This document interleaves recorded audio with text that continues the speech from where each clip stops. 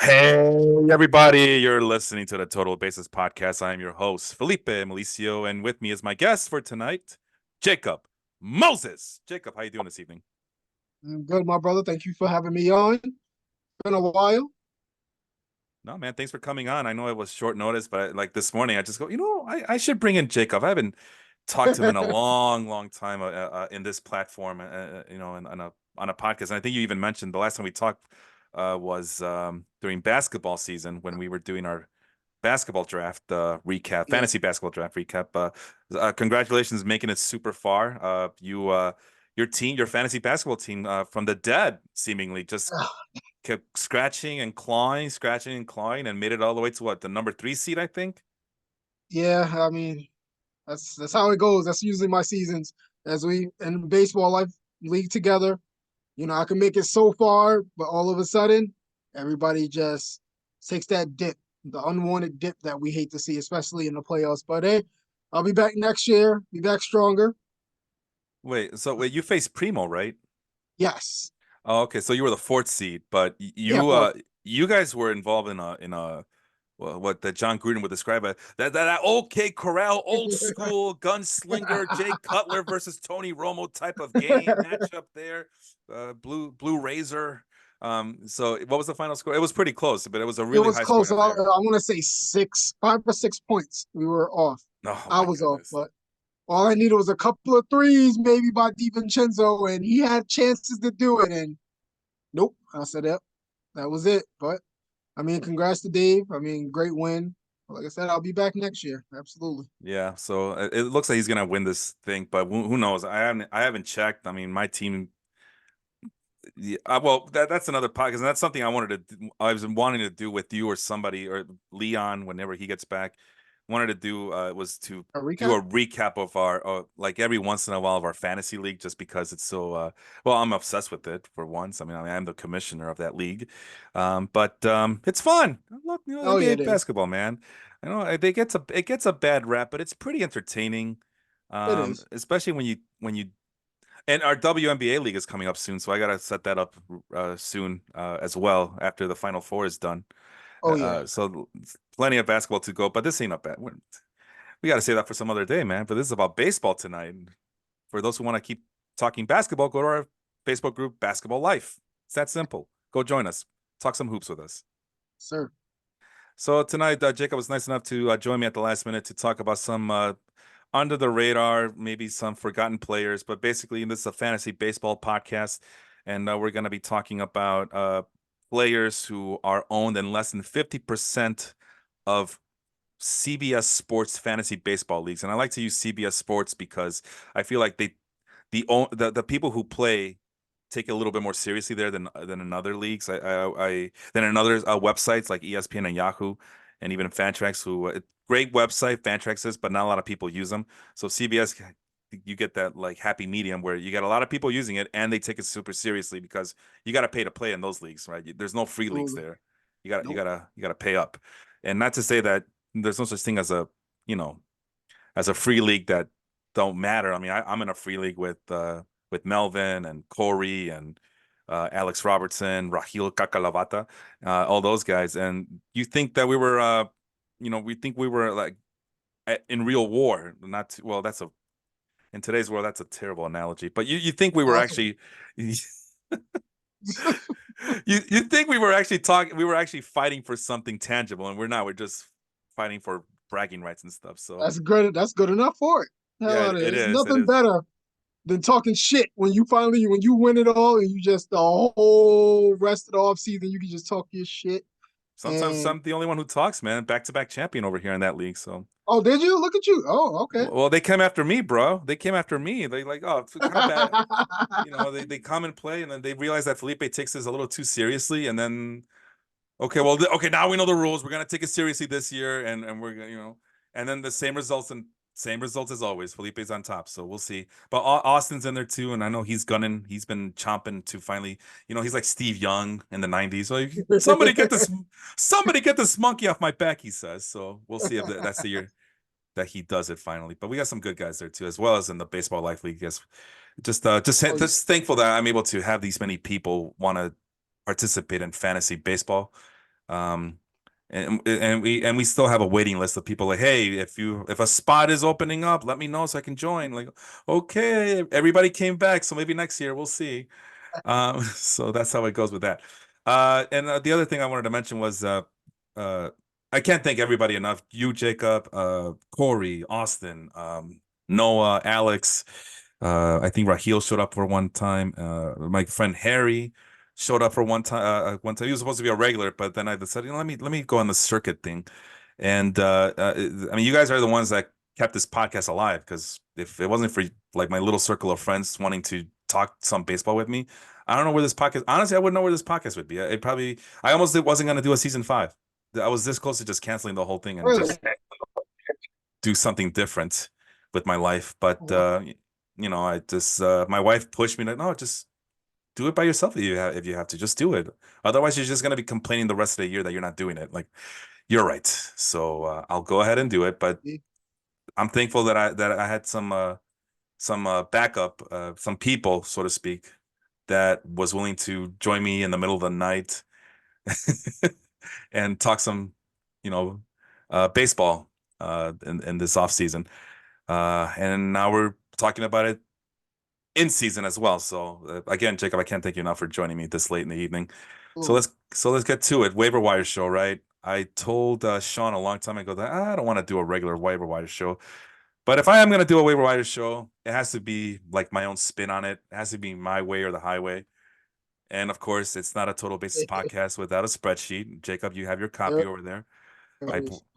so what the I asked Jacob, here's what I'm gonna do. Feel free to do whatever you want, but here's what I'm gonna do. I'm gonna name you one hitter, one starting pitcher, one relief pitcher, and a minor leaguer, and call it a night. So Jacob decided, all right, I'll double up on that. So he has his own list, but we'll start with my guy first. My hitter is Charlie Blackmon. Um, right fielder for the Colorado Rockies. And we were just talking about it before we went on live that it seems like we've been giving up on him for a while. Like he's over the hill, he's too washed up. He's 37 years old and off to a rip roaring start against pretty tough competition, the Rays and the Diamondbacks on the road. And then this weekend, he's finally going back to Colorado and playing Coors Field. So I mean, I actually picked him up in our league just because. Well, I might as well. I don't have a right fielder that I could trust. I might as well see what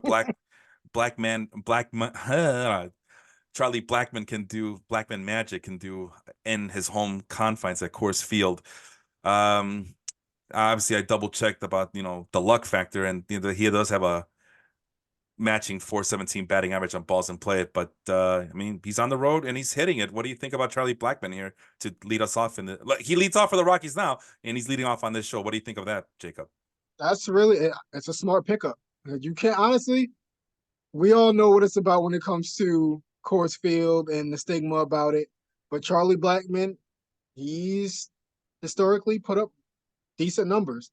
That's what you want in the league. You want consistent numbers, especially at Coors Field. And especially you get him with the coming home now, and he gets hot, especially at Coors Field. He puts up, you know, I won't say moderate numbers. He puts up good numbers. It can win you a matchup. You never know, man.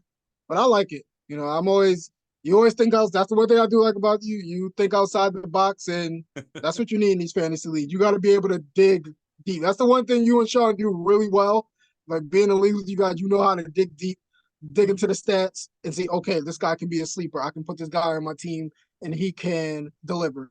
So Charlie Blackmon, I didn't even think about it, but I like it. Yeah, and I as you like can the see, I did the headers in the Rockies colors in honor of Charlie Blackmon. So, uh, I you like know, that. I hadn't noticed that. I like it. Eddie Morales from Southern California says hello. He says, "How about Hey, them Angels?" He's a Eddie. big Angels fan. Yes, what's going on, Eddie?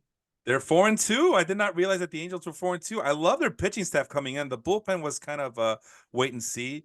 And as long as you have Mike Trout in the lineup, you always have a fighting chance. But I didn't realize they were 4-2. Yeah. Uh, See, all it took was Otani to go. See, look at that. yeah, well, he was failing them from within, apparently, right? If we are to believe what recent news and current events have brought to light here. But let's take a quick look. I mean, Anthony Rendon, he's batting leadoff. Holy crap! And he still sucks.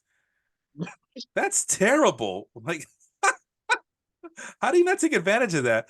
Uh, Nolan Well, I think that's how you say Chanuel. it. Well, I think he's a rookie, right? The number one prospect last year. Yes. He's Came up batting. late last year. I guess he's been batting second. Oh, sixth or seventh, but he batted second on Monday. And what was that? I just saw a stat that Austin shared with us saying that he's been on base for like 33 straight times or some craziness like that. That he's just been on base on base machine, which I believe that was his MO coming up from the minors. Mike Trout, Taylor Ward, Brandon Drury, who has sneaky power, um, from for a second baseman. Every Yankees' favorite player of all time, Aaron Hicks. What do you think of them apples? But that's bound to happen. It happens with usually every New York team. Soon as they get out of the limelight or the bright lights of New York, they take off. And Aaron Hicks, his thing was if he's healthy, he produces. Mhm. If. But what's If, the yeah. best ability? Availability. Availability. Right, right, Yeah, as right. you know. Eric I mean, Mangini. Yep. legend. Logan O'Hoppe, the catcher. He he was promising before he got hurt in New York, Yeah. Oh yeah. and looks like looks like whatever issue with the shoulder, it fixed itself because what was his numbers? Yeah, how about 438 batting average with a 550 on base percentage? He has zero home runs, but a 625 slugging percentage Take that. for a catcher. Oh my goodness. And I have him in. I think I have him in the podcast league as well. So I've waited super long to get him too, and I'm very happy with the results so far. So he has no home runs, Jacob. Where is that 625 slugging percentage coming from? Well, he has two doubles and a Two triple. I'm sorry. I'm sorry. What was that? Two Blaze. Well, he has a double and a triple for a catcher. Imagine that. So yeah, Yeah, a lot. I think that was his thing in the minors, like that he was pretty fast. But anyway, we're getting off track here. Like, as always, I get distracted very easily. So yeah, man, good job by the Angels, but we'll see how long that lasts. They have a lot of question marks. I don't think they have the minor league depth that you. I mean, you think about minor league depth, you think about the Rangers, the Astros. I'm missing a team. Oh, the Mariners, right? So the Angels kind of are behind the eight ball there. Padres. Well, just in their division, but yeah, the Padres and Dodgers. Well, I mean, the Padres are going to trade everybody away anyway, so it doesn't matter. But then again, so do the Dodgers, but they don't get as much flack for it, I guess. I don't know. True. Ah, boy. Anyway, so there we go. All right, so that's Charlie Blackman. And you know, not to just to kind of explain the process a little bit, my method to my madness here. As Jacob said, I do.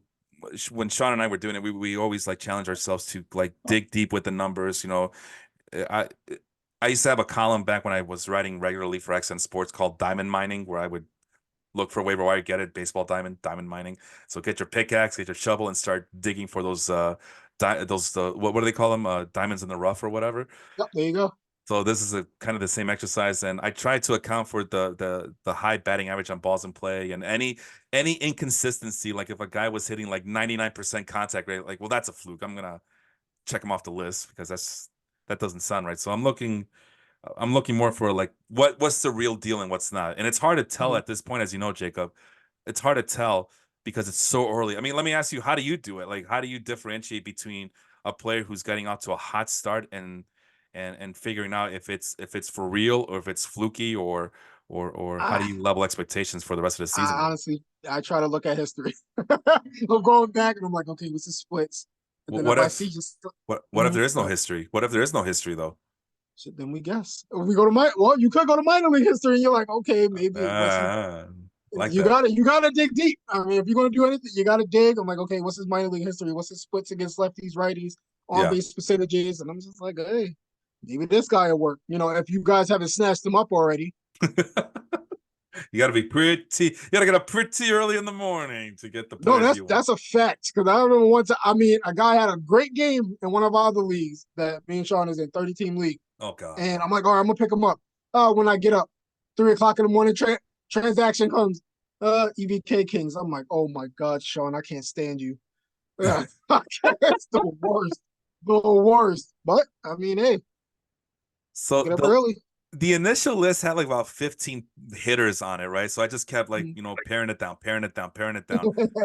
And I ended up with three players. The other two players besides Charlie Blackmon were Taylor Ward and Ty Okay. France. Taylor Ward of the Angels. We just talked about Eddie's team. Taylor Ward of the Angels. And the reason I didn't pick Taylor Ward is because he doesn't have a walk yet. And that's kind of, yeah, he has a 24% strikeout rate, but no walks. And I'm like wondering, three home runs already. So like, okay, that explains his hot start. Let's bypass him.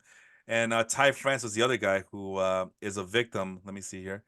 Actually, he's not a victim. He's actually has a 421 batting average on balls in play, a 320 batting average. But what's the red flag here? Only a 360 slugging percentage. And Yeah. so I'll bypass him for now. So that's by process of elimination. Charlie Blackmon was the way to go here. Good contact hitter.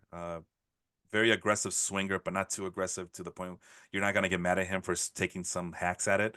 But the best part about him, I mean, this guy is a veteran. He just recognizes a strike zone, and Mm. with the 8.9 swinging strike rate, like it's very hard for him to swing at a bad pitch. It seems like at this point of his career, and like I said, he's hitting the ball on the button, 12.5% barrel rate. So let's see, he's about to go home and take advantage. Tough teams are coming, but we'll see about. I think the Diamondbacks are coming, and I forgot the other team. Ah, crud. It's not going to be an easy homestand, but we'll see. Um, it is Coors Field, so he should be getting his. Let's Nothing's easy. go to your hitter, and All that's right.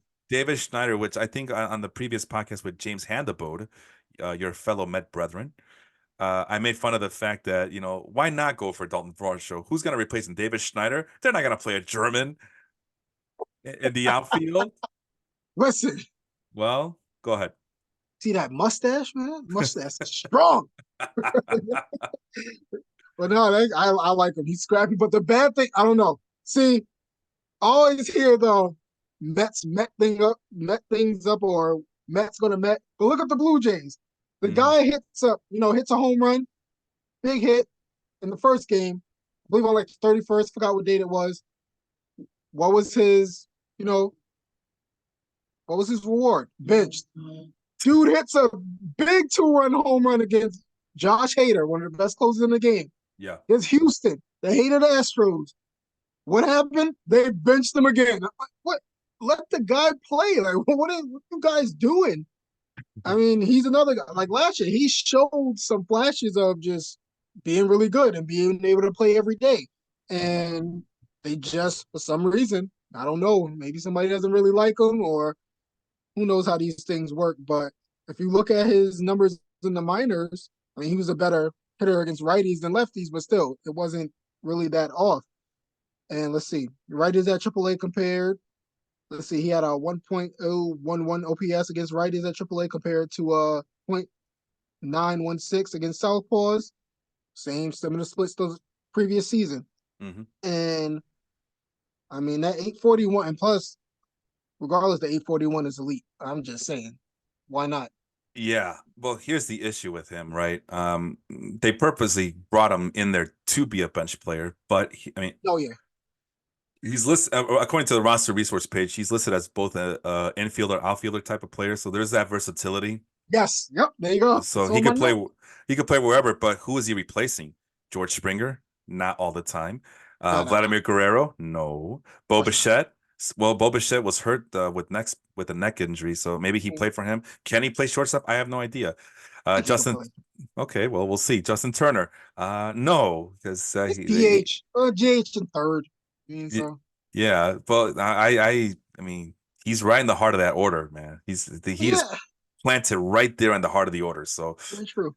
Dalton Varsho, well, I think they're still trying to justify that trade with the Diamondbacks Oh last yeah, year. 100%, 100%. Because they what did they give up Moreno, right? They got Gabriel Moreno and Lourdes Gurriel, which Yeah, yeah, silly me. I thought the Blue Jays came out on top of that one, but wrong. Wrong. wrong. I was a big fan of Dalton Varsho, but I think I let my fantasy lens get the better of me. And Gabriel Moreno, I mean, that's the guy we've been talking about almost nonstop on this podcast since we Hmm? started our offseason coverage here. Alejandro Kirk, yeah, he's not going to catch. Kevin Kiermaier, no, you brought Kevin Kiermaier to play center field for you. Back again. Yeah, So Isaiah Kiner Falefa, maybe, but the guy that he is platooning with is Kavan Biggio. So I was that just about to say that. it's a stack lineup, and you're in a lefty righty platoon with Kavan and Biggio, who they're also pretty high on. Even though, oh wow, he's 29 years old already, Kavan Biggio. Already? Yeah, the time Holy flies. crap. Him Man, and well, hold on. So Kavan Biggio, right? And I think isn't Isaiah Kiner Falefa like related to a famous major leaguer, Ralph Kiner? Isn't he? I thought he was.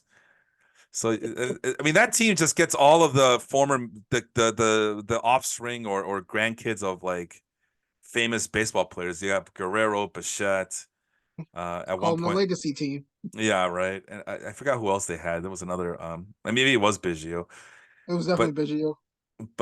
yeah, Kiner Falefa is also 29 years old. Jeez. So yeah, time flies when you're having fun, man. So Schneider was able to start against the lefties on Tuesday and Sunday of this past week, and he was batting, you know, bottom half of the order, whereas Cavan Biggio bats at the very last, like 8 or 9 spot in the batting order. So to your point, I mean, the Blue Jays, I guess they like him enough to put him ahead of Biggio when he does play, but I don't think they're comfortable enough to start him against right-handed hitters, which it sounds like he could hold his own against right-handed hitters. But Oh, I mean, it's still early. Only 11% owned in what do you call it in fantasy leagues. So we'll see. We'll see if it amounts to anything, right? If he can overtake Kavan Biggio or anybody. I mean, injuries do happen. But for now, it is a very long term. I mean, that's the whole. That was part of the. I'm actually glad you picked a guy like Davis Schneider, because the part of it is also like long term speculation, right? If when you're deal with guys who are 11% or 20% owned, you are dealing with long term. Like yep. you're planting seeds, and going from there. Let's go with another one of your guys here. So I blacked them out because I wanted to surprise people. I like it. Ta but we just talked about this guy because probably because I'm hungry, but I call him Javier Asada. But Javier Assad of the Chicago Cubs, he just started the night before, I believe. I forgot which game he Solid. started. What's that? Go ahead. Yeah. If not, I can get to it in just a second if you give me a chance. But the 26-year-old, Rockies. yeah, the Rockies on. I just had it right here in front of me. Oh, of course it's not gonna tell me. I looked at the wrong screen. But yeah, it was pretty recent. Um, and let's see, what did he do in that game? Well, so far, Six it innings, 6 innings. Yeah, and I have, 4 hits, yeah, thank you. Go ahead. 1 walk. How many strikeouts? How many strikeouts did he have? I had it too. God darn it. Was it 5? I know Noah's in here. No, I know you know. Come on. Well, he didn't give up any earned runs, I can tell you that Yeah, much. you definitely did. I want to say 5 or 6. Could be wrong. So I just realized that while I was blacking this whole thing. No, if wait a minute. Yeah, I had formatted some of these numbers because you can see I have batting average and ERA No, on you're base right. Yeah. percent. Yeah, but I must have, instead of blacking it out, I must have gotten the format brush Mhm. because this doesn't look right. The formatting's off and it's driving me crazy, so I'm a little flustered by it. But Javier Asada showed that he had both control and command of his pitches the night before. The one issue, and he did show up on my list of starting pitchers, along with I had 5 starting pitchers, and I had to narrow it down to one guy. But Javier Asada did show up. But the reason I took him out, because you have to pair the list somehow, is he had a swinging strike rate of 5.6%. So that showed me that he was, yeah, he was giving up a lot of contact to get through, which on this Cubs team may not be a bad idea unless Christopher Morel is starting at third base. But yeah, 88% contact rate, which it's a little too high for me. Actually, it's really, really high. But it got the job done. I mean, the peripherals show that he held his own. He so far has a strikeout to walk ratio of 5, which you don't want to give up too many walks. You don't ever want to give up walks, and you definitely want to post a lot of strikeouts. So by those numbers, he's off to a good start. But there's a lot of other things that I saw that did not look right to me, so I skipped them. But I'm glad you picked them. Thank you. So, Thank you. anything else that you saw from him that made you choose him for tonight's show? I also like, if you can pitch in, especially as you know, as an Illinois guy, you pitching at Wrigley Field, windy, cold, and he held his own. I don't like that. That means you're gritty. That means you ready for October. You can pitch there. You pitching now. You can pitch in October. I'm not saying they're gonna make the playoffs and everything. I'm just putting it out there though.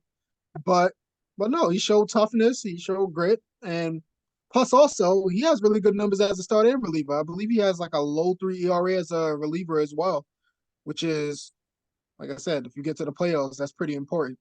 Yeah, they got that. He's the a versatile arm. He could start. He could come out of the bullpen. So that's a very important piece for the Cubs to have. Let's see here. What was his? Especially in fantasy too. Because say if one of your starters get hurt, you can bring him there. If he has that dual, versatility in there, SP reliever. I Mhm. mean, say you can bring one starter up, you can put him in as a relief pitcher, get your innings that way. And he has a pretty good pitch mix. Probably the most varied pitch mix of all the guys that I have listed here. You can't see it; it's on the other screen. But there's my five guys, and then there's Javier Assad, who probably has the best variety of pitch mixes. He has a fastball. The fastball didn't light up the radar gun though. I think it was just clocked at the in the low 90s. But again, he was pitching to contact that night. 13.5% cutter rate. He uses his cutter 13.5% of the time. Sinker, slider, and the occasional curve and changeup. So he has a wide variety of pitches, but I think it looks like he's gonna go with the sinker and the cutter. So go ahead. No, go ahead. No, I was Uh, agreeing uh, with you. oh, I thought we were gonna chime in. He is your guy for tonight. So yeah, he's kind of like the way Martin Perez was doing it with the Rangers for a bit. Just Good I'm one. not throwing any curveballs or sliders. Just cutter, change up, fastball, and hope for the best. So, Good one. uh, so yeah, but I mean that's to your traditional pitch to contact pitcher, right? That's Javier Assad in a nutshell. Oh, that's the other thing I wanted to look at. Stall for me for a little bit when I look up all this other stuff here. Go ahead. Say Uh, something else about Javier Assad if you want to. he got a lot of flack. I want to say last year for like going against bad teams and actually beating them, but that's what you're supposed to do. That's like you pitched against the Rockies. Oh, it's nothing. No, I mean if he got smacked by the Rockies, it would have been something different. He shut him. He shut him down.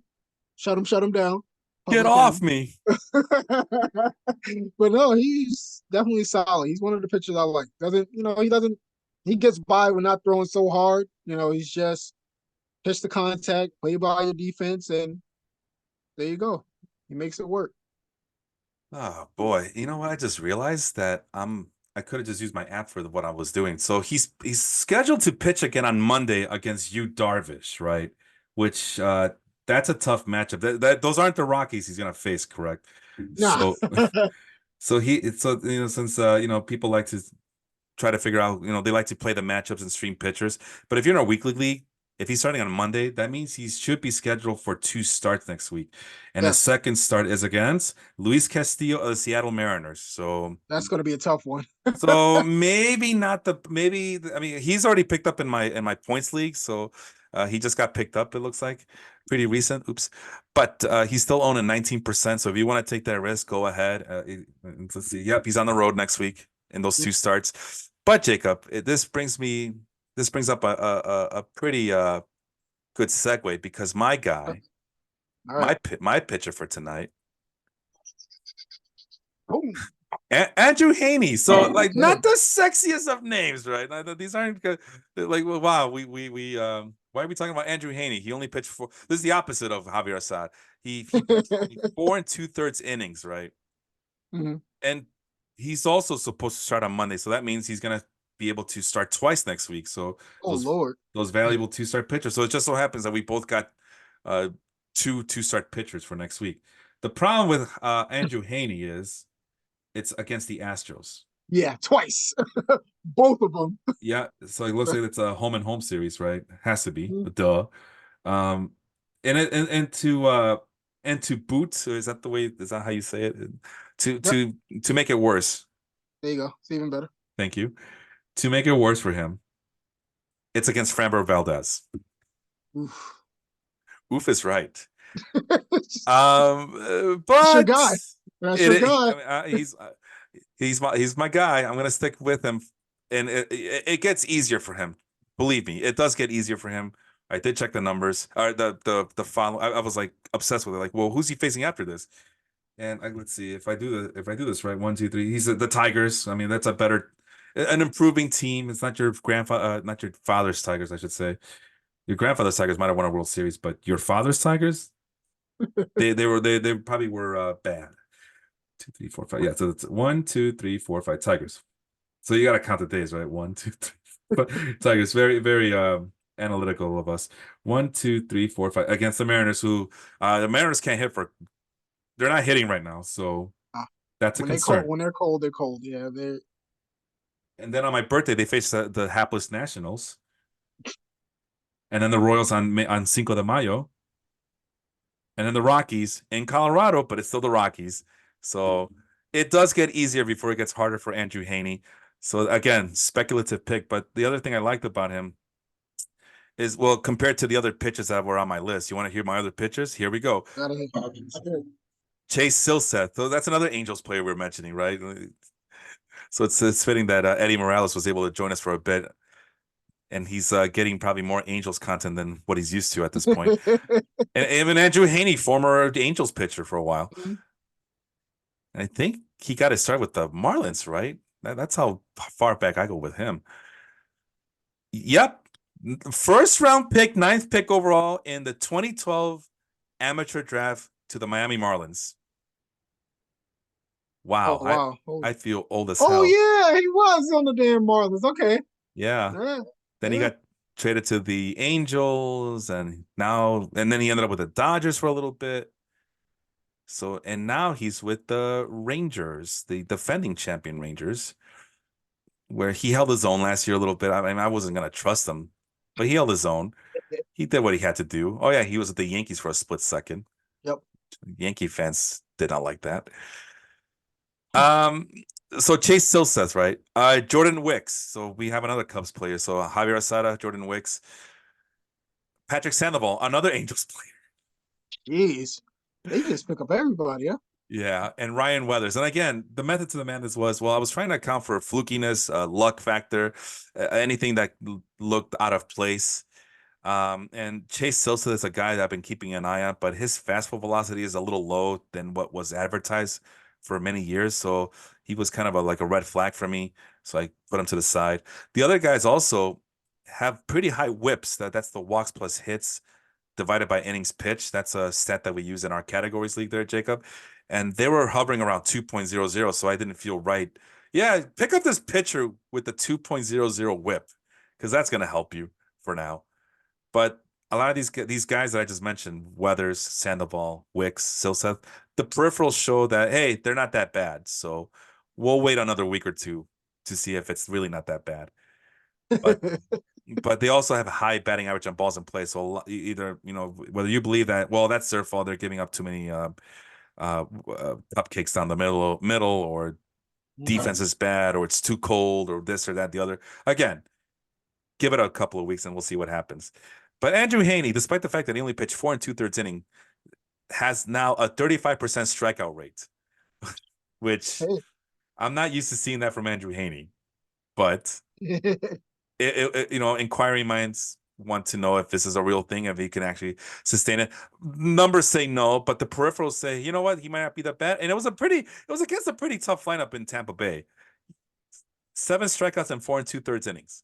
True. So, But he's always had okay strikeout numbers. I mean, his thing is he's a good start. Like he basically starts well, yeah, but then yeah. it's always that inning where he just gets flattened. I can't even say flattened. He gets flattened. But Angel fans know he had one of his best years when he struck out 180 batters. I want to say that was 2018, actually. I think. I mean, I'm not getting that old, but he's, but he's definitely that's his game. I mean, as he made a career out of it. and look at him now. But he's a solid option, though. Like you said, he's just spot start or something like that. If you need to start during the week, I mean, he's somebody you can get. Makes sense. Yeah, you want to stream a pitcher. Maybe he'll again one of those matchups against the Tigers and maybe the Rockies in Coors Field. Maybe that's a big, big maybe. But I know there was another easy. Oh, the Nationals on my birthday, April 30th. Maybe that's the time to do it. Hmm. But in the meantime, it's 25% owned. Odds are he's still available in a lot of leagues, and I think he's worth keeping an eye on. Now, there's a red flag for you though, and I will admit this.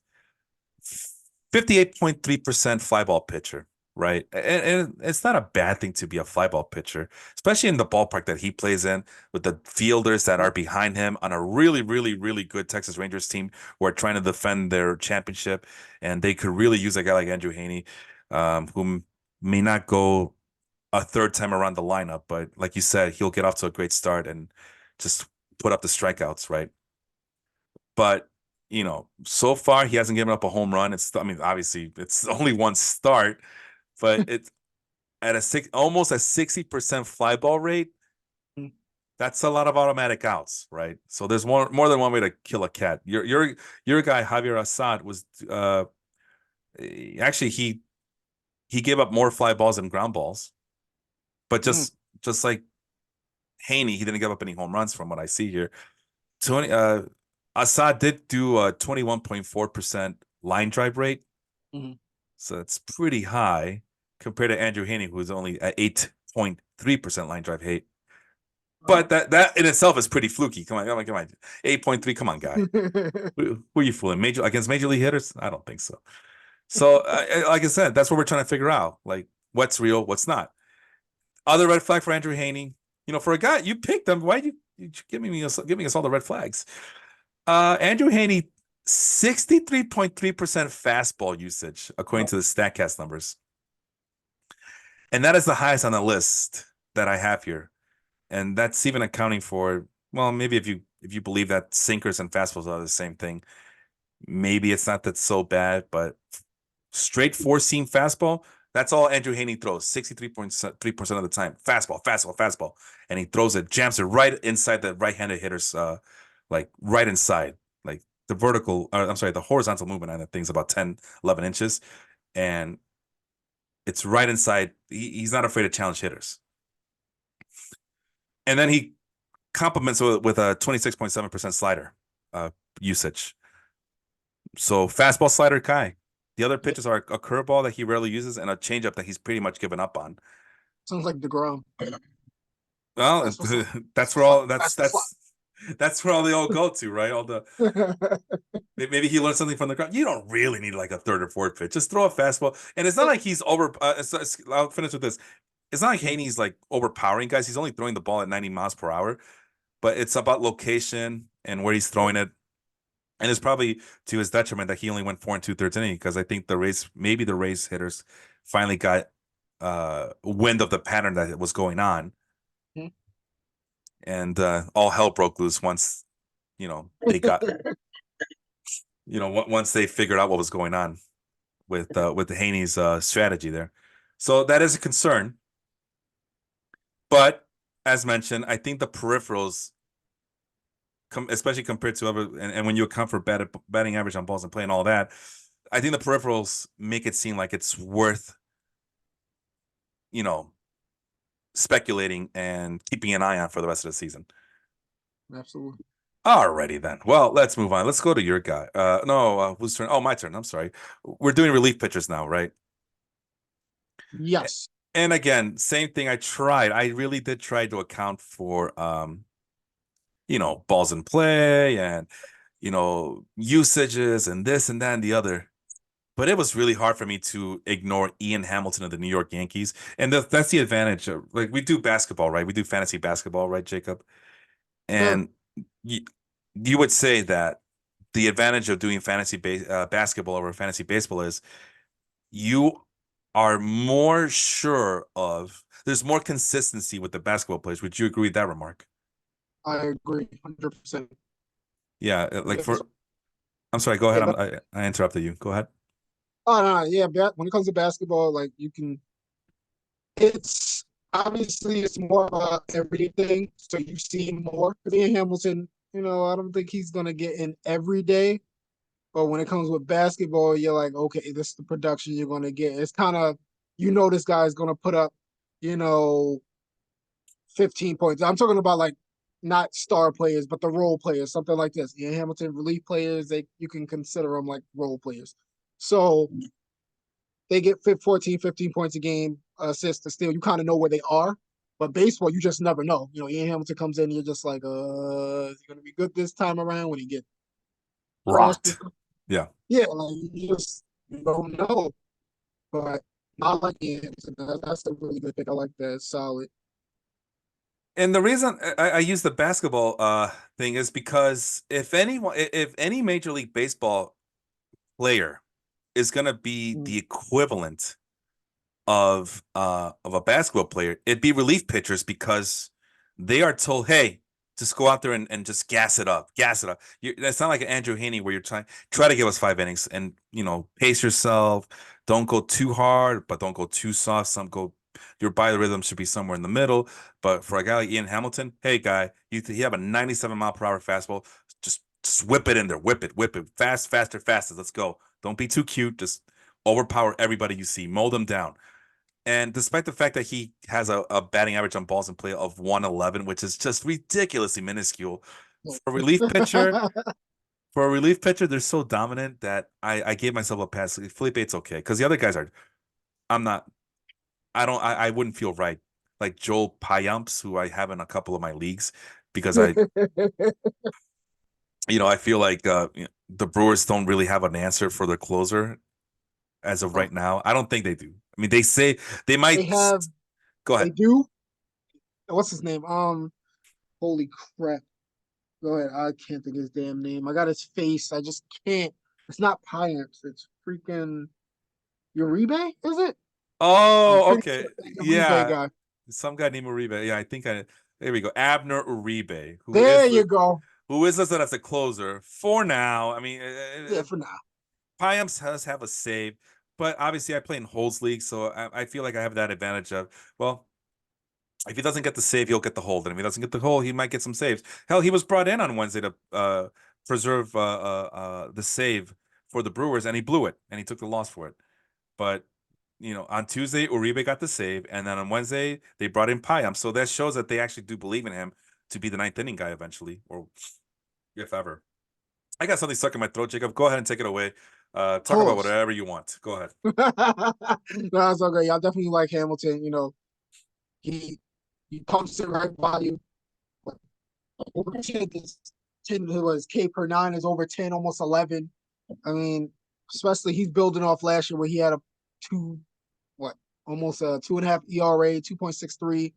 Um, plus it's something the Yankees needed. They got a bunch of bullpen arms, and it's a free fall. They got a bunch of hard throwers. It's all about putting it together. You put him there, with oh my god, I'm drawing a blank now. I hate when I draw blanks. I just watched the game yesterday, but he mowed down. Let's go back to Hamilton. He mowed down the Diamondbacks. He had an inning. We struck out what, two innings. He struck out four. I mean, he looked really good. Uh, okay, here we go. The guys that were brought in yesterday for Wednesday's game, because today is Mm, we're recording on a Thursday. The guys yeah. that were brought in, not in any particular order, just whatever roster resource is telling me. Mm. Caleb Ferguson, which I absolutely love that pickup from the Yankees. Um, they acquired him from the Dodgers via trade this offseason. I absolutely love that. I don't know why I felt like too many people were so negative about that one, but I do love me some Caleb Ferguson. I loved him with the Dodgers, and I like him here as well. Jonathan Loaiziga, who is a Another flamethrower. Yankee mainstay. Ian Hamilton, but the guy who blew the save got the win though, but he did blow the save was Clay Holmes. Excuse me. Yeah, I had a little something before the show, and I think it's Hey, catching up to me. Cousins, don't forget about him. Oh, Kirk Cousins' cousin. Mhm. Is that what it Yeah. was? Oh yeah. I don't know if that was real or a joke. I mean, they kind of look alike. I don't know, No, but that's real. oh That's his wow. cousin. But Ian Hamilton, getting back to him, right?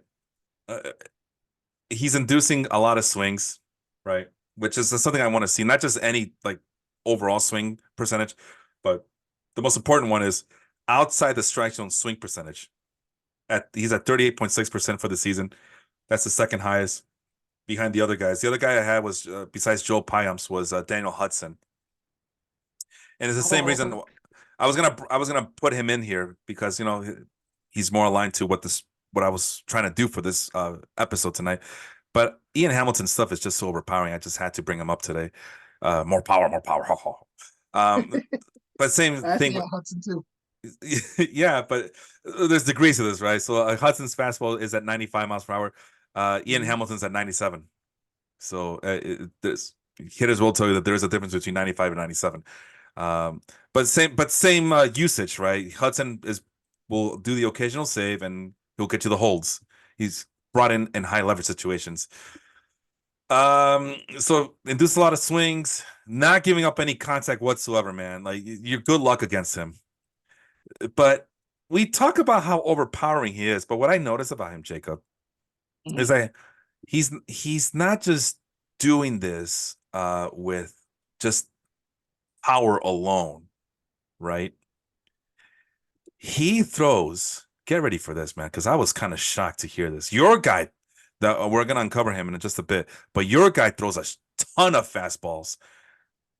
But Ian Hamilton, though, aside from a fastball that he clocks in at 97 miles an hour, but he only throws 11.5% of the time.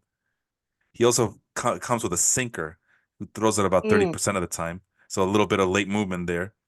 But Oh man, his big bread and butter slider. 59% of the time. What do you think about them apples, huh? damn, you just you better pray and hope you get something over the middle because you're By the way, throwing that. What's his slider clock then? I'm sorry, what was that last part? Because your microphone What's is his is go ahead. all right, better? It's a little bit better. Yeah, go ahead. All right, what's his slider clock then at? I'm sorry, his what?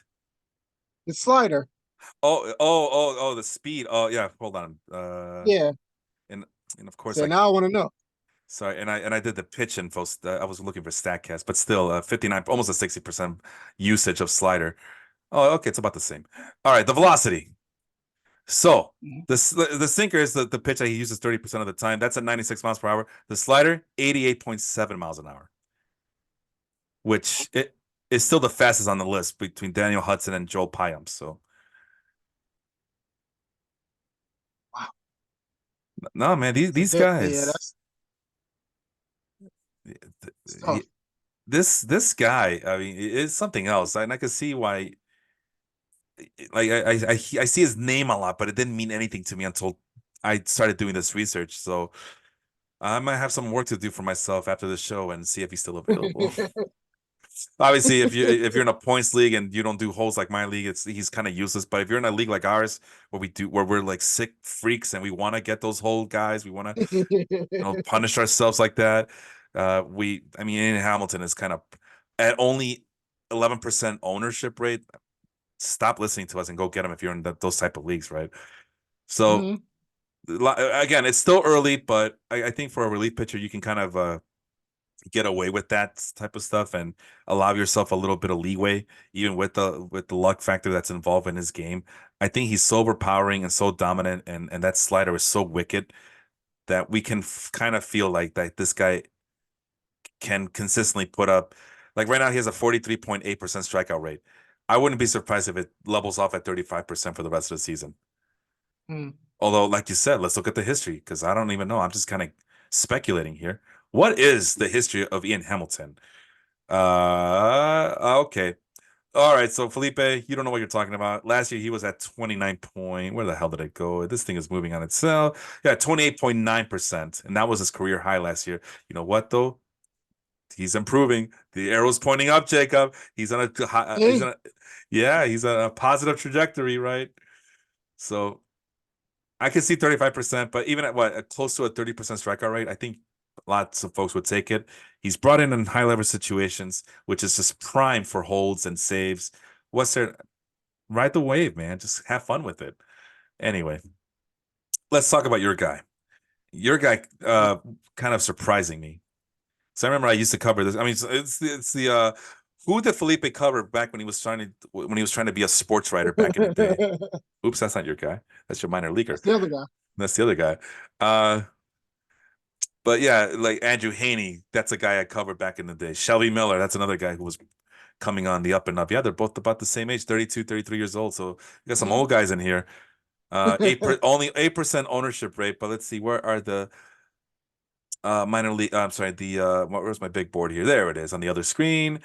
The FIP at 231, that's third on my list. Remember, the guys were Ian Hamilton, Joel Payamps, Shelby Miller, and Daniel Hudson. Field independent pitching has him at number 3 on this short list. Only a 16.7% strikeout rate, but you'll love this one here, Jacob. The win probability added, which is basically a narrative Mhm. stat. You know, the dumbest way I can explain it is what situation was the pitcher in, and was he able to get out of it? And if he was able to get out of it, he gets this many amount of win probability added to his marker. He has the highest on this list at 0.72. It's a game of inches, right? 0.72. That's pretty damn high. That means that he's been pretty much super reliable in high leverage situations. Obviously, what was the reason why you picked Shelby Miller for this show? So basically AJ Hinch trusted them a lot, but Mm-hmm. watching him against the Mets, obviously, and seemed like every game Miller came in, somebody was on base, he was able to just fastball, place, get an out, like you just said, and he came back on. He's like one of those revelations. It's came back in his long career. That's why I like hearing these, like getting these stories. And he first round draft pick, can't miss prospect, Mm-hmm. had a shitload of trouble. I believe he was traded for, was it Trey Man, I or don't Dansby? remember. It's Dan, one of them. He got, I'm thinking. But yeah, he comes back now, Oh finally my gets his God. way Yeah. with the Yankees. He started looking good. Got minor league deal though. Gets his deal with the Dodgers. Gets back in the major leagues. Find his niche in the bullpen. Look at him now. Finds a deal with the Tigers. Now he looks like he's going to be an damn near everyday guy because he's just hey. Yeah, he's had an interesting career so far, and I thought he was done too. Like just like the Charlie Blackman thing, I thought he was done. But yeah, you mentioned. I like that you mentioned that his whole career because he did start out as a can't miss starting pitcher, and now he's kind of made himself relevant as a relief pitcher. Well, so as a relief pitcher, but as you can see, well, you can't see, but other screen. But Daniel Hudson's kind of a similar story where he Hmm? was a can't miss. I think he was with the White Sox, starting pitcher for the White Sox. Uh, Went through a lot of like a metamorphosis of changes, so to speak. Became a reliable is a strong term, but carved like you. I like the way you framed it. He carved his niche as a relief pitcher. I think he eventually became the closer for the Nationals. Daniel Hudson did, if my At memory one serves me point, right. At one point, right? I believe he was. And was he on the World I Series thought he was on the champion? Cardinals though. Let's see What? here. Because I Yeah, know I remember him from the Cardinals. If I'm wrong, I'm wrong. But I think he was on the Cardinals. Shelly Miller was, I think, on Shelby the was on the Cardinals too. He definitely yeah. was on the Cardinals. I remember on the Braves, I want to say too. Yeah, and it's all vague at this point. But here we go. Daniel Hudson, Mhm. fifth round pick for the Chicago White Sox. He didn't last too long there, um, as he eventually got moved to Arizona. That's where, Arizona, okay. yeah. But then injuries kind of derailed his career. I mean, his rookie year was 2009, by the way. Feel old yet? So he missed all of 2013, came back uh shortly from 2014 and just had not had a good time. And he kind of reinvented himself as a relief pitcher in 2015. Played in 64 games. What was his big time numbers there? Let's see. What 2015, right? Yeah, 2015. That was you could say that was like his first full season as a relief pitcher. Yep. And he held his own. Not the sexiest of numbers, but 3.86 ERA. He held his own. Got a whopping 70 games the following year in 2016, with a 5.22 ERA. But again, peripherals show that, yeah, he wasn't that bad. But again, the strikeout rates were down though. But he picked them up again in 2017 with the Pirates, where he pitched 71 games, and that's still a career high for him. 71 games, 61 and two-thirds innings pitched. Uh, and again, not the very unsexy like 4.38 ERA, and the peripherals show okay, maybe he is this bad. So the peripherals agree with him, and then he made it to the Dodgers. Where do people go? Where do pitchers go where they want to resurrect their careers? They go to the Dodgers or sometimes the Rays.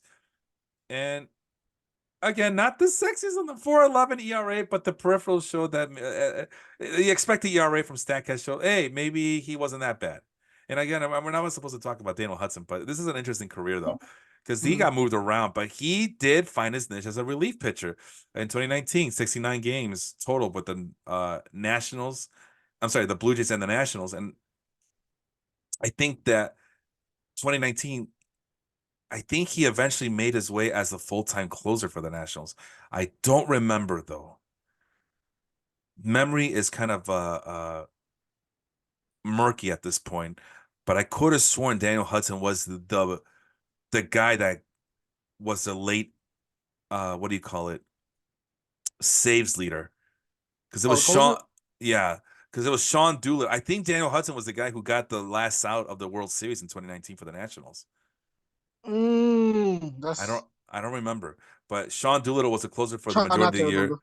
and he was really good. But I think he got either hurt or he just was very inconsistent. Tanner Rainey might have been the guy also, but I could have sworn Daniel Hudson was the guy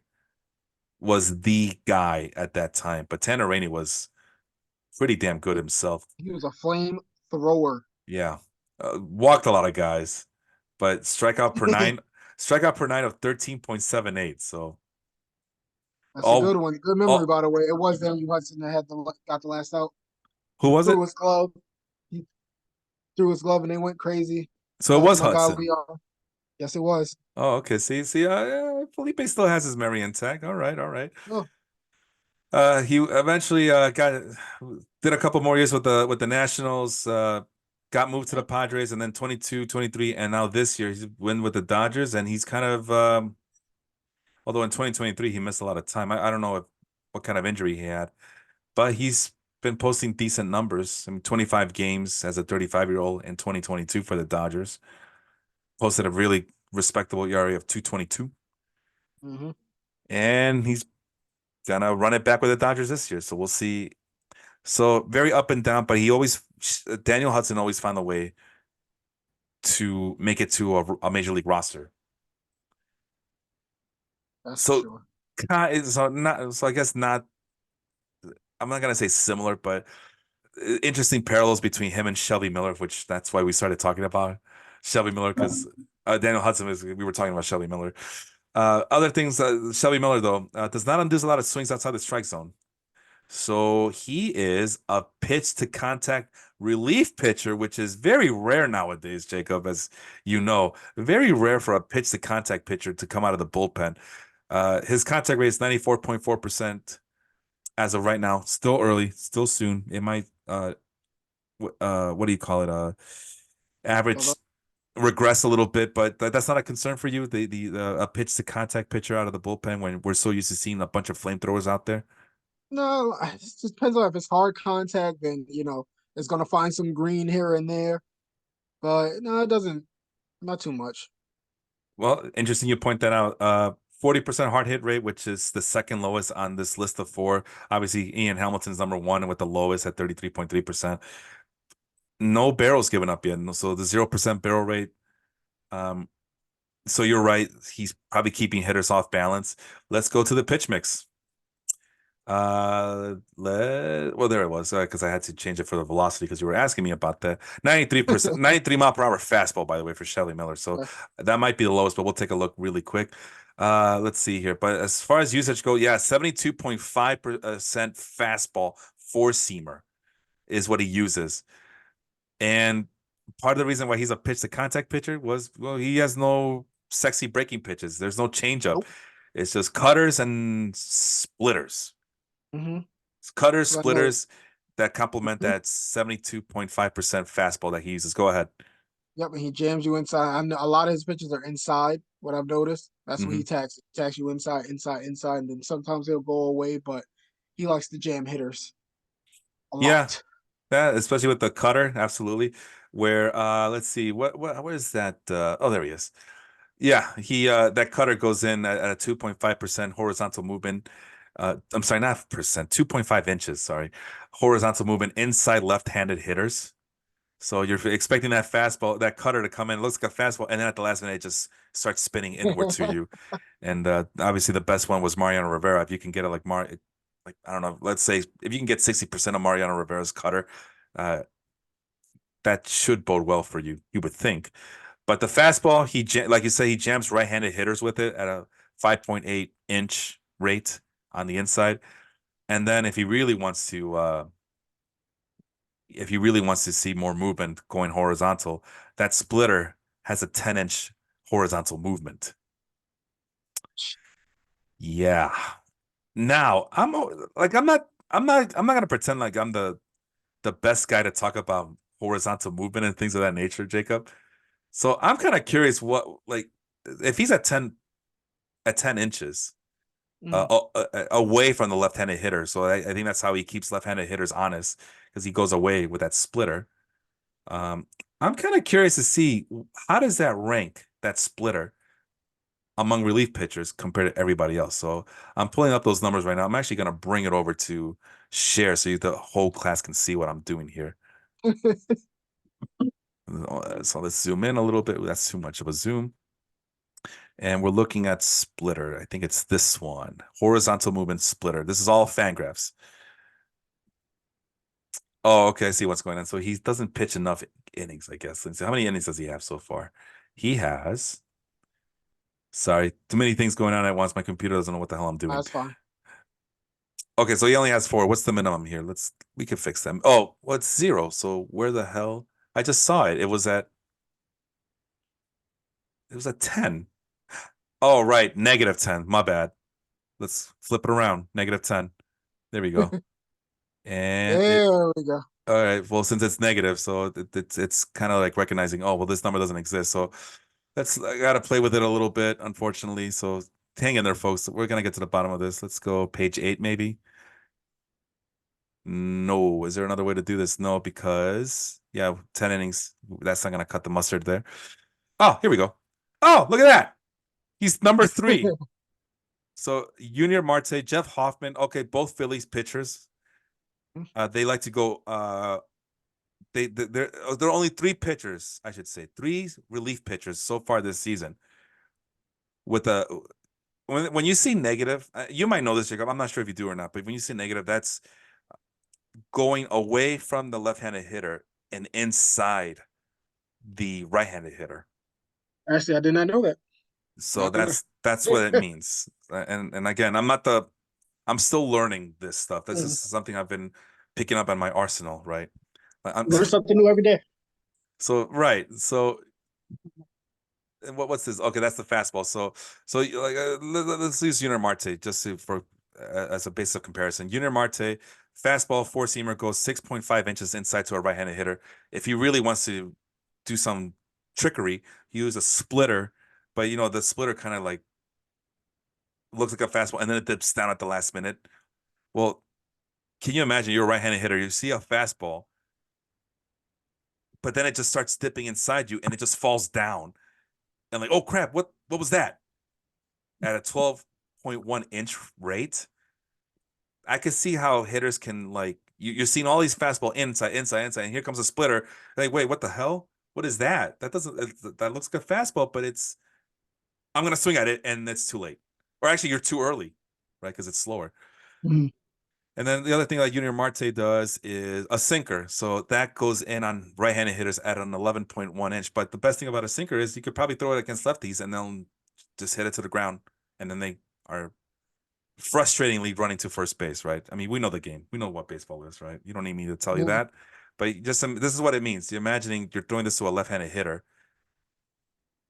and you're seeing it's a fastball, but then it starts going away from you and it's going 11 inches away. So it starts here and then ends up over there almost a foot away from you.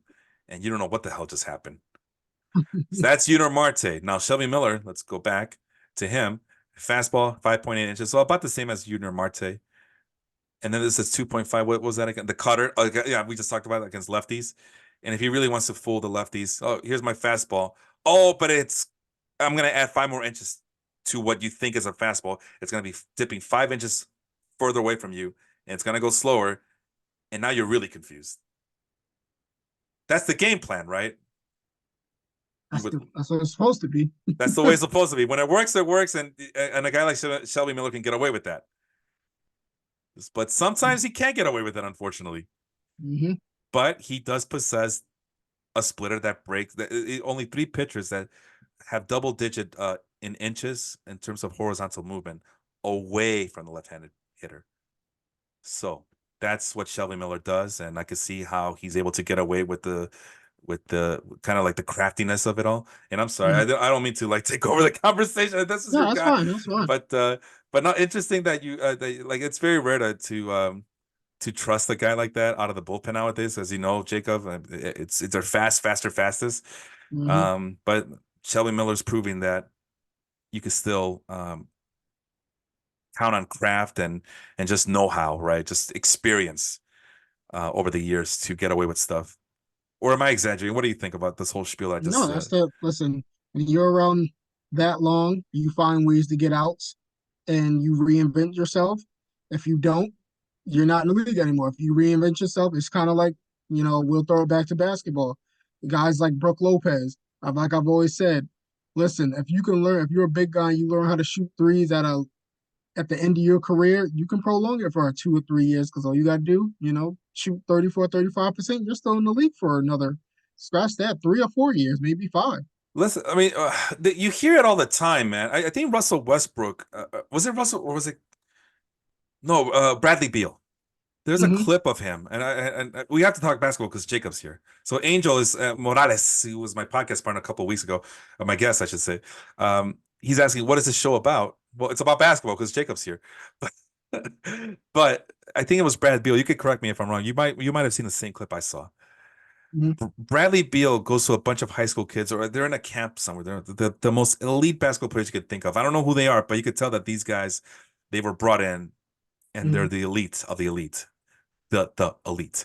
And Brad Beal goes up to, hey man, it basically tells them, listen, you got to find a niche. At the very least, you got to come in and work hard. You just got to do it. Like some of these guys who make a lot of money. Oh, he pointed out at some veteran. Oh, no, Russell Westbrook. But Brad Beal says, man, you just got to show up to work because you're gonna be guys like me, and they're gonna take that job away from you because we Mm-hmm. work harder than you. We learn faster than you. We pick up things faster than you at our advanced age. You won't be able to catch up. You got to find your niche. You got to find ways that make you a hard worker. Find you, and then Russell Westbrook. He pointed out Kevon. I think he pointed out Kevon Looney. I Okay, th- I like that. I think, and he goes, look at him. He does nothing special. No disrespect, nothing special. But he's in his 10th year in the league or something like that, and he's making a lot of Mhm. money just by doing two things: rebounds and blocks and playing defense. That's it. That's all. If you can do that, I'd say that any sport. If you can do that, you play defense, you're gonna have a spot somewhere, no matter what sport you play in. Yeah, and the point is, there's going to be a lot more talented guys than you are in basketball. I Mm-hmm. mean, you are more. I mean, and not just talented, but a matter of fact, you as a 19, 20-year-old, you are actually more talented than some of these old guys. You are more athletically gifted. No, Mm-hmm. very to little to no injuries. You jump higher. You're faster. You're quicker. You're stronger. But you're gonna take that athleticism and you're gonna face a 12-year veteran who knows all the tricks of the trade, and you're Mm-hmm. gonna wonder how the hell is he catching up to me, this old man who and that's the point of the whole thing, right? With these basketball players, they go into camps and they tell you, hey, just because it's Kevon Looney, don't disrespect me. You wish your career could be like Kevon Looney's at this point. You Mm-hmm. wish it could be like that. People make fun of Udonis Haslam. You wish it could be you. That's like the I'll take dream that. right there. I'll take that career any day of the week. And your numbers retired just for being a bench player. You wish you could be Charlie Blackman. You wish you could be Shelby Miller or Daniel Hudson. Mm-hmm. So anyway. So Angel, yeah, the point of this is we're just looking for players who are owned in less than 50% um of CBS Sports leagues, fantasy baseball leagues. Hmm. We were supposed to pick one hitter, one starting pitcher, and one relief pitcher, and now we get to our minor leaguers, right? Let's start with your guy, and I think your guy was Jose Buto, which, interestingly enough, back in the old days when when Sean and I were starting this podcast, there's another spreadsheet. We did our 2021 in season minor league pitchers. I was gonna look at AAA guys, and I was looking at just leaderboards, right? Like who leads the league in field independent pitching. I remember Sean gave me the business for picking Alexander Wells for the Orioles, but he was top 10 in field independent pitching. Now, I don't know what happened to Alexander Wells. I don't know where he is. I know there's a Tyler Wells with the Orioles, but I don't know. I know there's a Kyle Bradish with the Orioles. I know that guy. I know there's a Hmm. Joe Ryan who I've been infatuated with for a long time now. Ever since Same. I did this activity, I make sure I gotta get Joe Ryan. I gotta get Joe Ryan. I know Aaron Ashby, but we did. But Sean goes, "Oh, I'm gonna focus on Double A guys, right?" I still don't know if he meant which Logan Allen he meant because at one point Logan Allen there was two of them with the Guardians at one point. So Got to be a starter. well, they were both starters, and Really? they were both highly regarded Oh wow. prospects. One of them did eventually get traded to the Padres, and the other one ended up being Logan Allen Taylor. And I don't think I ever fixed this. Regardless, there's Jose Buto, your guy at in 2021, 23-year-old Double A. Uh, not the biggest fastball, but the No. slider might have been a thing. He was working on a cutter that was Hmm. graded pretty well for Fangraphs. Command was there. I could see why Sean picked him, but Hmm. very limited upside, 40 future value. And all I wrote about him was, hey, he's posting impressive strikeout per nine and walk per nine rates. That was back in 20, somewhere in the summer of 2021, I guess. Did I have a date here? No, I do not. So somewhere in 2021 during the season, we talked about him. Now we fast forward to 2024, and I guess he just got called up recently, didn't he?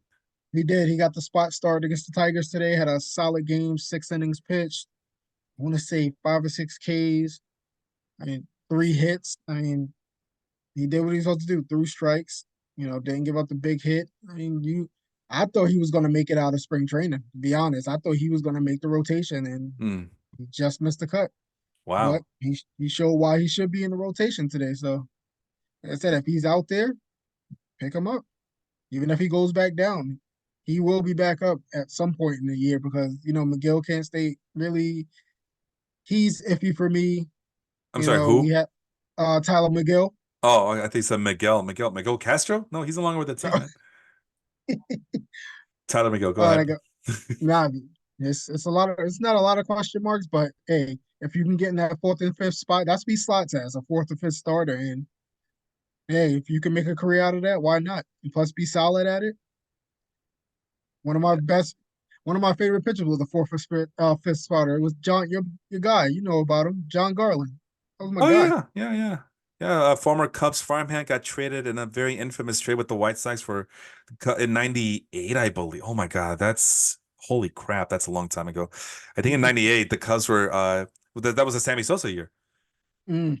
And I Mm-hmm. believe they needed bullpen help, so they got rid of John Garland and they got Matt Karchner in return. The great Oof. Matt Karchner. And I think that was either 98 or 2003. I can't remember the year. They also traded Todd Noel that year. Todd Noel didn't amount to anything, but John Garland ended up helping the 2005 White Sox. Let's see here. Let's look at some breakdowns. So I didn't realize that Buto was already out of sight, out of mind. That he was already pitching for the Mets last year Mm-hmm. to the tune of 42 innings pitched. Yep. Got a cup of tea. Yeah, yeah. So technically he's still a rookie in our league. I mean, he still qualifies Mhm. as a rookie. But in 2023 at AAA, 19 starts. So the Mets never gave up on him as a starter. The respectable strikeout per nine. Remember what I said about him that he had respectable walks per nine? Not in Mhm. 2023, he didn't. But I see that this is becoming a trend with these minor league pitchers. They're giving up so many walks, Mhm. and I used to think, well, if I can't find pitchers on the waiver wire, there's always who's gonna get called up in the minors. And every minor league pitcher that I would like, every time I would do this exercise for minor league pitchers, why are they giving up so many walks? Even the good ones, even the guys who are supposed to show so much promise, they're giving up a lot of walks, and I can't figure. And it's just mind blowing. But that's what he did in 19 starts, 4.8, almost five walk per nine innings. Terrible ERA, terrible peripheral. Sorry. So yeah, it's a long way away from what I wrote about him back in 2021. And with the Mets, he got some spot starts here and there, 42 innings pitched. Respectable strikeout per nine for a rookie, I guess you could say, 8.14 K per nine. But again, almost five walks per nine innings. But He three, gets too cute. you think so? That's what it is? Yeah, he gets too cute. He like Interesting. he'll get you with two strikes and then he starts to nibble. Mm. Just go after him. That we've seen it all the time in baseball. Just go after him. So ERA was at 3.64, which is respectable. Even the Hmm. Statcast's expected ERA was at 3.93, which is right around that vicinity. But everything else, field independent pitching and the expected field independent pitching, which accounts for the home runs. No, they're like, no, this guy's a fraud. They said he's not real. He can't be real.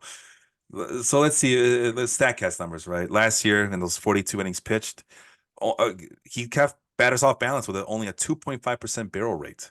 So he's doing something right, right? Uh, where's the batted balls? There it is. Yeah, 42.2% ground balls. So he gives up more ground balls than fly balls. So pretty decent. It's not the end of the world. Like you No. said, fourth or fifth starter. What's his pitch type? Well, I think he's a Gemini. Last year, no I'm joking. Uh, no, no, I'm not gonna get into that. 50. So he relied heavily on his fastball. He had a slider at 15.4%, but where he might have gotten too cute, maybe this is what you're alluding to. Hmm. 22.9% changeup. So sometimes guys just fall in love Hmm. with that changeup, and they feel like they could throw it at any time. But when the hitters are not biting and the umpire's not giving you the benefit of the doubt because you're just a 26, 25-year-old rookie, that tends to happen. Yep. And then the final thing I like to look at on the other screen is the plate discipline. I am a big fan of plate discipline. So he's not inducing a lot of swings. Contact rate, like I said, he's keeping them off balance. Only 74.5% contact rate for a guy who doesn't appear to have a lot of dominant stuff, but he Hmm. does enough to keep hitters off balance. So again, the pitch to contact guy, although he's not really a pitch to contact guy because he's just like I think he's kind of keeping guys on their toes and guessing. But like you said, sometimes he's trying to get them to bite and they're not biting. Again, outside the strike zone swing percentage of 28%, which is pretty low. Yep.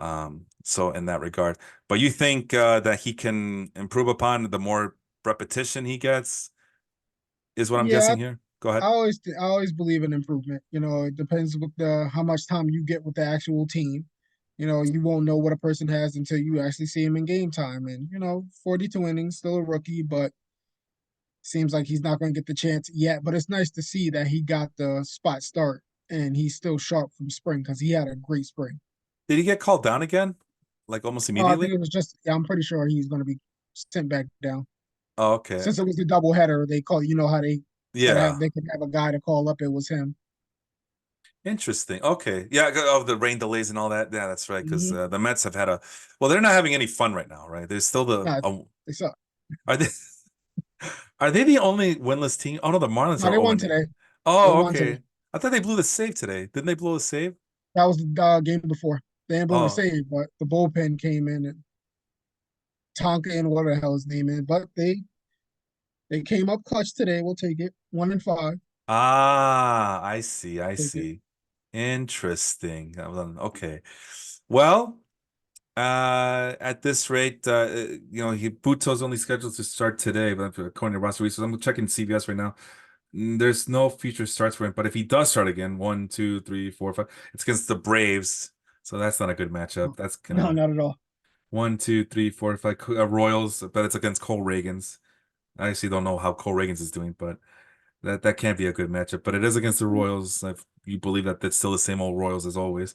One, two, three, four, five, and then against the Dodgers. Boy, oh boy, he's not gonna have any fun anytime soon. No, not at all. He finally gets a easy, quote unquote, easy matchup against the Cardinals in late April, but we'll see if he's still around. But interesting selection. It's kind of always cool to see some of these names that we talked about in the past on this podcast kind of make their way back. And we're gonna finish the show with the last guy here, my guy Ty Madden, who was on I keep my own minor league spreadsheet Mhm. and I had Ty Madden as my number 11, and my minor league spreadsheet usually just to make my life easy because I can go on there's about how many names are in it this year? So about 59. Oh God, 59 starting pitchers this year. Jeez. Every team has to be represented. And to make my life easy, I just only focus on AAA in the offseason. I'll probably get to the AA guys sometime in the middle of the year, just to you know, what's that word I'm looking for? Sharpen Mm. my saw, sharpen the saw. Is that the thing that people is that the saying that people like to use? Like I'm sharpening my saw. Anyway, That sounds about right. right. So Ty Madden, I liked him. He was on my list last year as well. I Mhm. mean, for the Tigers, the pickings were slim last year with the Tigers. But then you see, oh well, there's a Reese Olson and there's a Wilmer Flores, the other Wilmer Flores, not that Wilmer, not the former Met, Yep. but there's another Wilmer Flores with the Tigers. He's only Mhm. 23 years old. Madden is about he should be entering his age 24 season, and I just had that Jose Buto page up on Fangraphs, and I lost. Oh, I see, because I was looking for yeah. So I got to hit the back button a little bit here. But yeah, entering his age 24 season. Fastball 55 grade. Breaking pitches are also supposed to be solid, if not excellent. Working on that Mhm. changeup, working on that cutter. Command should be good, but only a future value of 45 as of right now, or yeah, as of the 2024 report.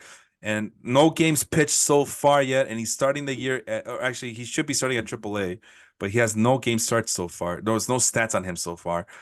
But last year and AA, primarily as a starting pitcher, 11.14 strikeout per nine. You know how I like my strikeouts? Double digits, baby. Just give them to me. And to my surprise, he held his own on the walk. Remember, I said how all these minor leaguers, even the good ones, even the highly Mhm. promising ones, are giving up a lot of walks. Madden was able to keep the walk rate, the walk per nine, at 3.81. So below Mhm. four. I like that. And the ERA, the peripherals love them at three. The ERA was at 3.43, and the peripherals say, you know what, that's about right. They said that's about right. So we don't have a lot of information about him, but other than that, we got the swinging strike rates where it was at 14.6. So again, that's pretty respectable. And unfortunately, I don't know how to. I guess I can see if I can compare it to other minor leaguers, but we're running out of time. I want to get going already. But that's my pick to click. He's only owned in 4% of leagues. Probably a very under the radar prospect as far as minor leaguers go. And if you have like we do, Jacob, that minor league slot might not hurt to get him on board your team. If you're in a dynasty league, he might be a sneaky pick for you Mhm. to just stash away and hope for the best. It's still the Tigers. I know that the Tigers are on the up and up, but as we've seen, injuries do happen. And I mean, injuries have happened to the Tigers. I mean, Matt Manning had a dandy of a game today, right? For He the surely Tigers, did. but that should have been Matt Manning the last 2 years. He was a former first Yep. round pick, like high first Mhm. round pick. But injuries and inconsistency has derailed him. In the Absolutely. since being called, since being drafted by the Tigers. Same thing with former teammate Casey. Not former, sorry, Casey Mize is still with the team and he's still alive. But at one point, I thought his Yeah, career he's in was the bullpen. over. I'm sorry, what? Me too. They had him pitching out the bullpen actually. Yeah, and that's and for former first pick overall, and injuries is just he's had the worst luck with injuries, man. But he was a Mhm. can't miss prospect, pitching prospect, and he can't stay healthy. Meanwhile, a guy like Reese Olson has overtaken him. Tyree Schoolball, who was an afterthought compared to those two guys, has become the ace of this rotation. Mhm. So it's a pretty solid. And now their bullpen has also seen a makeshift where Jason Foley and his out of nowhere 100-mile-per-hour fastball has usurped the closer role away from Alex Lang. It's bonkers to see what the Tigers have been doing over the last couple of years, and it's not the way the original plan was supposed to go. The original plan was Casey Mize and Matt Manning, your number one and two. Yep. Right now, Mize is number five. Matt Manning is a spot starter, and they still got some guys that might be coming up Mhm. to help out in the minor from the minor leagues as well. which is not what I'm used to hearing from the Detroit Tigers. I'm I'm always used to hearing gloom and doom out of them. Yeah, S- that is So true. yeah, so it's a brave new world out here. Oh, and I also see that Fangraphs have changed their roster resources where now I gotta find they have it like in this way. Yeah, where it used to be by position, but it looks like now they have it by where they're playing. So this is the AAA affiliate, the Toledo Mud Hens, and there's our minor leaguers. There's Jace Jung. You know who Jace Jung is, right? You know who he is. Come on. Yes, brother. Yeah, Yeah, it's that's Josh. Josh's brother. Yeah. You're damn right he is, and Hmm. he's on my Yeah, he radar. got some talent. Yeah, the talented young brothers. Oh, Keston Kira, look at that. Former Brewers farmhand, the former first round pick, ninth Right. overall. But he can't control his strikeouts. But I'm looking for yeah. There's Wilmer Flores. Remember No, the other Wilmer Flores? So he might be coming up soon as well. I did have him on my list, but where is Ty Madden? I'm looking for Ty Madden. He can't be starting out at Double A again, is he? Oh my God, he is. Ah, what are they doing, baby? geez. Jake Holton. I could have sworn I saw him today. I'm sorry, who? I think I saw him pitching today. Holton, Who? unless that's another one. Troy Holton. Oh, Troy Melton. This guy right here. No, no, Holton. It was up. It was up. It was up somewhere. I Oh, just not this and one. oh, His okay, name my was bad. Holton. Holton. Okay, you know what? Let's let the technology work for us. Holton. Oh, there he is. I like Jackson Job. Oh, okay. Yeah, yeah, you did see Hmm. him. Yeah, he did pitch. Lefty out of out of Detroit Tigers bullpen, Hmm. the current big league team. But yeah, Matt, I'm surprised that they got him unless he's only going to be there for a short time and then they're gonna. But they also got Jackson Joby. The Tigers have options, man. I'm I not like used to that kid. with Jackson Joby. I like that kid. Maybe I'll get to him one day. Yes. Maybe I'll get to him on my list. But there's a lot of baseball. But I'm surprised to see that Madden, who was in Double A, is not up here with the with the Triple A team, unless they are gonna call up Mm, Flores and then they're gonna call up Madden, which kind of derails. But I still believe in the kid, Ty Madden, kid, 24 years old in Double A. Come on, hurry up. So anyway, that's the big list, and it's preserved forever. You have a copy on your end, so you could look back and see how right or wrong you were. That's yes, the I fun do. of it. So what do you think, Jacob? What do you think of this format? Not your typical waiver wire show, but still something I different. liked it. Yeah, right. Can't go wrong. Well, we can go wrong. Charlie Blackman might look like a 45-year-old, and Andrew Haney is gonna get rocked, and Ian Hamilton might come back down to earth, and David Schneider might never see appearances against right-handed pitchers. But that's the fun of it, right? That's the speculative part of it. Hmm. That's what makes that's why we come and do it every year. We have no control over these players. We only have what's in front of us. It's fake. I mean, it's just like wrestling. We're big wrestling fans as well. But this is also fake. But we keep coming back to it year after year after year after year Hmm. because we're like one day we're gonna hit the jackpot and we're gonna get it all right. And Javier Assad is gonna be a mainstay on the Cubs starting rotation one day. Shelby Miller is finding a niche as a relief pitcher when we thought that his career was put a fork in it. It's over. No, he's still around. Jose Jose Buto, 26-year-old rookie. Maybe this is the year he puts it together. So yeah.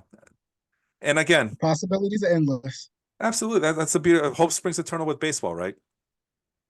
And the other reason I did the 50% is because there's likelihood that these players should still be because you know what I hate, Jacob? I hate like reading a fantasy article, or I'm reading or I'm listening to a podcast and they're talking Hmm. about players and they're owned like in 75% of leagues. Like, well, there's a good chance that guy's not. And sure enough, in a competitive league like ours, those guys are Hmm. gone, long Yep. gone. So Oh, yep. that's why I like to do this exercise of the 50% or low, and that's why I did it tonight. And I thank you for humoring me on this little exercise. And Absolutely. Thank let's you for have having me you on. let's have you have the last word. Well, you know what? I was supposed to ask you some questions, and about this offseason. I didn't get a chance to talk to you, but what was your strategy coming into this 2024 draft season? Honestly, it was getting more speed. that's been my Achilles heel for just every year I've played. I just never had enough speed. Guys that can, take that base, take that extra base, and what else? Pitching, Oh yeah. trying to get my limits. Just always hitting my limits. I can hear you now, Jacob. Fill that extra space. If you notice what I did, I got extra pitchers when I needed them. Just always making sure I have a full roster because that was another thing that took me down last year, not having that extra guy to fill in. And I can hear you now, Jacob, pay attention to your team. I'm like, I'm paying attention to it. I'm like, oh shit, no, it's extra space. I could have used this. But no, just basically filling in the blanks as I call it, and you know, just doing what I can. Didn't start out the strongest, but it's only one game. I'll be back. Yeah, it's a long season. My wife pointed that out to me. Felipe, it's a long season. Why are you overreacting? Like, I don't know. I just Oh, we have like re- every we fucking we have action. That's why we have results. And so you mentioned speed, you mentioned pitching. Pitching was something that I was always talking about. When I think I have enough pitchers, I need to go get more pitchers, right? Because pitching has been atrocious the last couple of years. But with the new rules, we realize it was it's been awful. Like yeah. think of all the pitching stats you could think of, and they're all on the up and up, and not in a good way. That they're all rising except for strikeouts are the only positive thing happening for pitchers. Those are staying steady, but batting average against, the walk rates, I think batting averages and all that, those are up. And I did the same thing that you did. I needed pitchers. I cannot go another year where I'm just depending on on on uh, on a mash unit. Like I don't even know who my best pitchers were when I won the championship last year. In our league, in the Baseball Life League. I really don't. I had Clayton Kershaw, Alex Cobb, I had Tariq Skubal, and I noticed that I had dropped all of them, and I benched Kershaw at the end because I couldn't use him. And next thing I know, Christopher Sanchez is winning me championships. It's crazy. But maybe that's the new normal, Jacob. Hey, you Maybe went on we a have it hot streak. wrong. You got hot. I got hot at the right time. I mean, yeah, and I play the right matchups, but still, maybe that's the new normal. Maybe the normal is don't depend on these. Don't draft these pitchers so early like I did in all three of my drafts here. That maybe just go with the hot hand, the healthy hot hand at the end, and There you go. depend on those guys. But man, it's hard when when you get a chance to get Luis Castillo. That's a better proposition than going after a guy like Jose Butzo at the end because he's facing the Marlins. You know what I mean? Just not to pick on your Hmm. guy, but just as an example, that type of Oh decision you're no, gonna have to that's make at the when it's playoff time in these fantasy leagues. you gotta make the smart play. You gotta go with the matchups. I mean, it's like I said, you got hot at the right time. You made the right moves. And that's why you were celebrating at the end. I'm still celebrating, man. I'm just celebrating like I'm celebrating like it's my birthday. It is my birthday month, so like Felipe, that was There you so go. last year. Like I don't care. Shit. Especially me with the big target on my back and everybody. Listen, man. Only reason people they join these leagues of mine is just to see how much they can embarrass me. Because when I'm losing, the free league I was talking to you about, when I'm losing, oh my God, everybody's chirping, having a great time. And everyone's like, oh, okay, maybe we have a chance this year. But when I'm winning, crickets. No one's talking. No one says anything. So I'm just saying that's what happens. But anyway, thank you for coming on, my friend. I do appreciate it. I can't say it enough. Absolutely. I know it's late in the East Coast. Absolutely. Thank you for I know you're not having fun as a Nick fan, or maybe you are as a Nick fan, but you just lost Julius Randle. I'm You're having fun. definitely, Nick. I'm having fun. I know you're not having fun as a Mets fan at the Definitely having moment. I'm sorry, what? not right now, but hey, not right now. Not as a Met fan. Man, Mm. that team is too good to be this But bad. it's early. I know I that. agree, but it's the Mets. No matter what team they have, it never goes our way. It's just how it goes. Man, what the hell's wrong with them? Okay, so the hitting lineup should be top. Oh, well, there's your problem. You got Francisco Alvarez at number 4 and Brett Beatty at number 5. Not that there's anything wrong with Brett Beatty. as a player, but yeah, you need a little bit more oomph, a little bit more consistency. And then you're kind of waiting on Sterling Marte, Jeff McNeil, Tyrone Taylor. Boy, oh boy, what the hell happened with this team? This team looked so good last It's year. rough. Now, what in the world is this?